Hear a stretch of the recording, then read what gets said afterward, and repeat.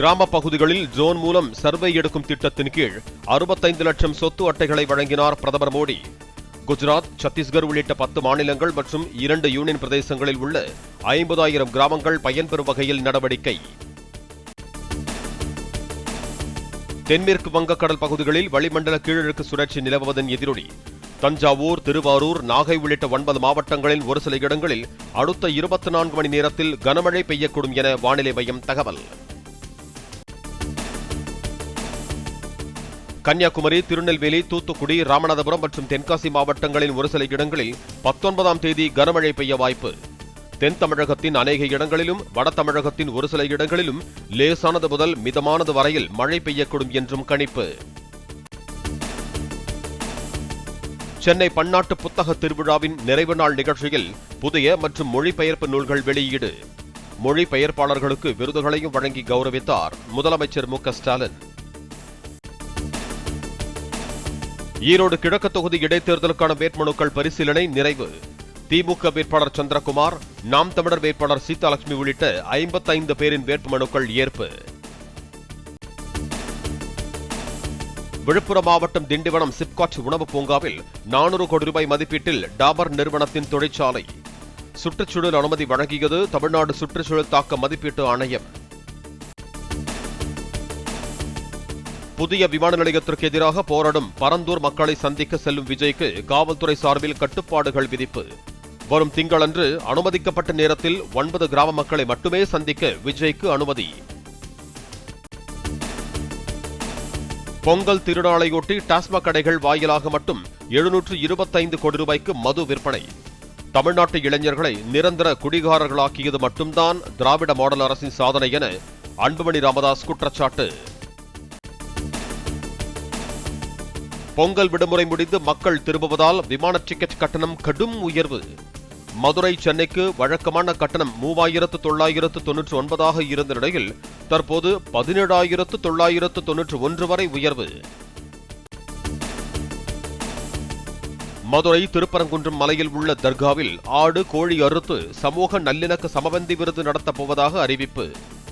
முருகன் கோவில் உள்ளதால் சமபந்தி விருந்துக்கு இந்து அமைப்பினர் எதிர்ப்பு தெரிவித்திருக்கும் நிலையில் மலை அடிவாரத்தில் போலீசார் குவிப்பு.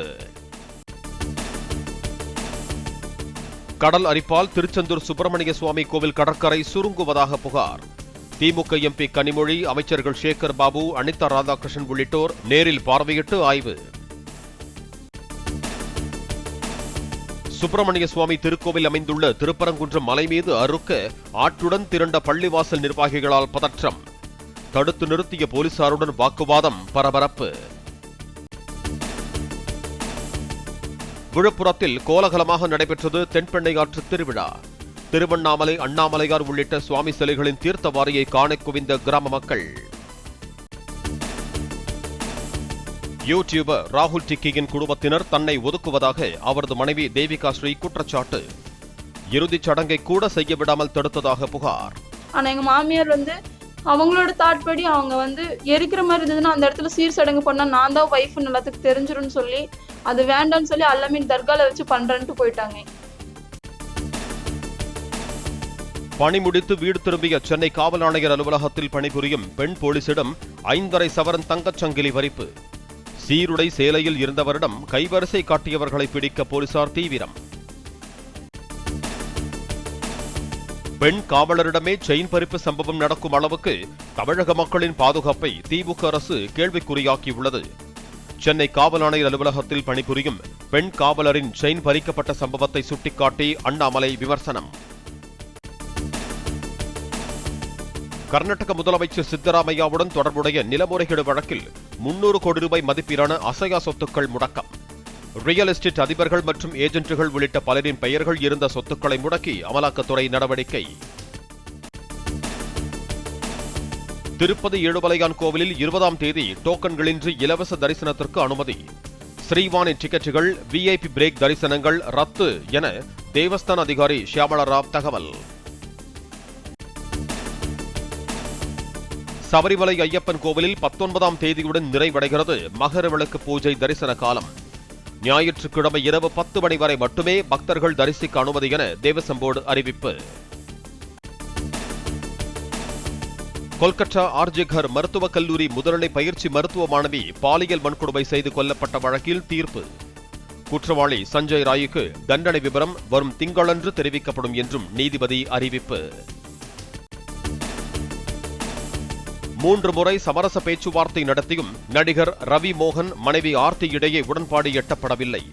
விவாகரத்து வழக்கு விசாரணையை பிப்ரவரி 15ஆம் தேதிக்கு ஒத்திவைத்தது சென்னை குடும்ப நல நீதிமன்றம். பள்ளி ஆசிரியர்களை உயர்வுக்கு காரணம் என பழைய நினைவுகளை பகிர்ந்து வீடியோ வெளியிட்ட நடிகர் ரஜினிகாந்த் தாம் படித்த பெங்களூரு ஆச்சாரிய பாடசாலா பள்ளியின் 90வது ஆண்டு விழாவை முன்னிட்டு வாழ்த்து. ஒவ்வொரு முக்கிய ஊர்களிலும் கச்சேரி நடத்த உள்ளதாக இசையமைப்பாளர் இளையராஜா தகவல். நெல்லையில் நடைபெற்ற கச்சேரியின் போது மக்கள் காட்டிய அன்பும் ஆதரவும் உற்சாகப்படுத்தியுள்ளதாக நிகழ்ச்சி. சாம்பியன்ஸ் டிராபி கிரிக்கெட் தொடரில் விளையாட உள்ள இந்திய அணி வீரர்கள் அறிவிப்பு. ரோஹித் சர்மா தலைமையிலான இந்திய அணிக்கு சுப்மன் கில் துணை கேப்டனாக செயல்படுவார் என BCCI தகவல்.